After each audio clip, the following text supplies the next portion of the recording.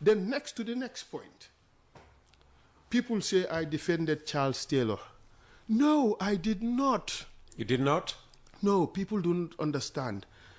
I came to represent Charles Taylor after he was sentenced for 50 years imprisonment, and after his appeal has been concluded. Okay? That is when Charles engaged me. You know who was his lawyer before me? Who was?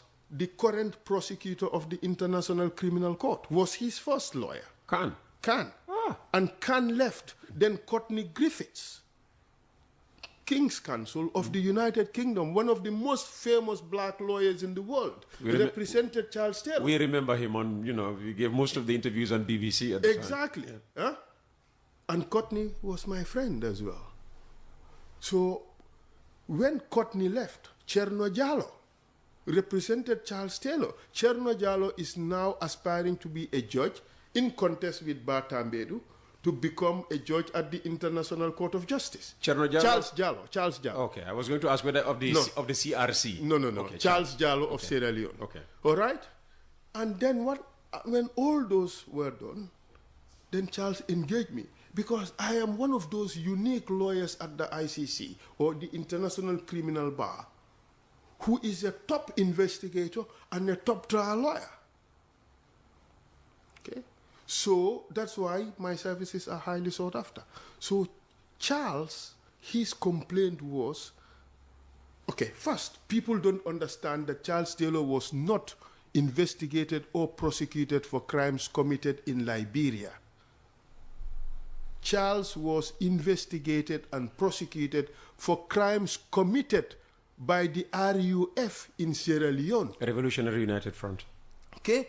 And the reason is because Charles had allegedly provided weapons and financing to the RUF to go and fight in Sierra Leone. Isn't that what America does on a daily basis? Isn't that what all these Western powers do? Wasn't that which brought Charles Taylor to become head of state of Liberia? He escaped prison in the US. How did he get to Liberia? How did he get the arms to come and overthrow Samuel Doe in Liberia? But this is something that states do on a daily basis. Wasn't Jammeh doing that for Casamance? He was doing that. So countries or heads of states often provide weapons or financing to rebel groups in other countries. Do you know if Barrow is doing that? I don't know. Okay. I hope he isn't. So that should not be a basis to prosecute any head of state and sentence them to 50 years in prison. But Charles's case was unique. Charles had a falling out with the US.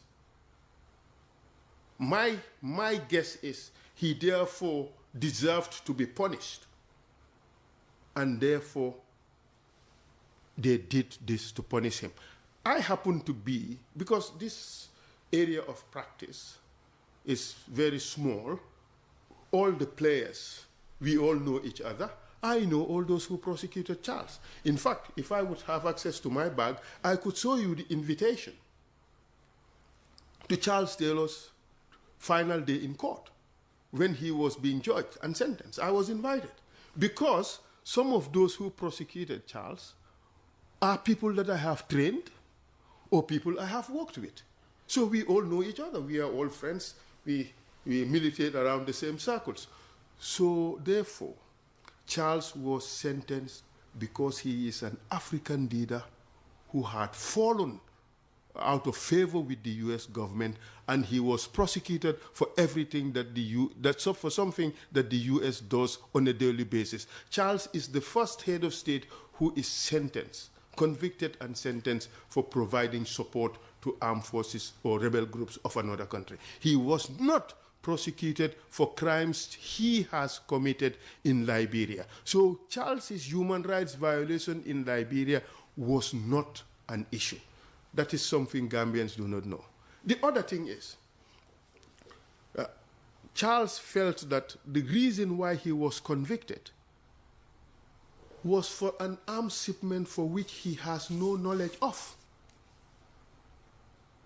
And he wanted someone, an expert investigator, who could organize that investigation and engage the court to revisit his judgment and challenge his conviction in court.